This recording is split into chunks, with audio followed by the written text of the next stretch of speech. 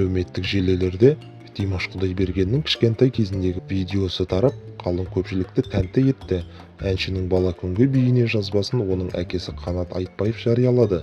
Димаш Құдайбергеннің отбасылық мұрағаттағы видеосы Қанат Айтбаевтың Facebook парақшасында пайда болды.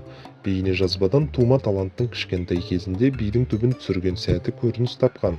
Димаш әкесі домбырада күй тартып отырғанда оның қасында билей кеткен.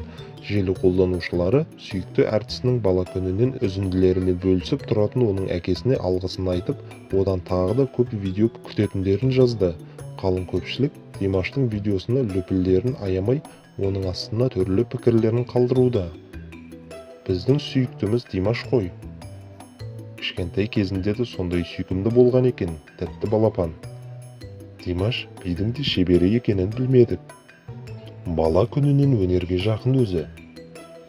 Тіл көзден сақтасын, ұзақ ғұмыр берсін. Димашок бала кезден алтын бала болған ғой. Тәрбиеліктеріңізге рахмет. Үлгі болатын ұл ғой. Домбыра үніне билеп жүрген Димаштай. Алла жар болсын алтын бала. Әнге ғана емес, биге де бар екен өзі. Қанат аға жарайсыз, видео көп салып тұрыңыз, деп жазуда көпшілік.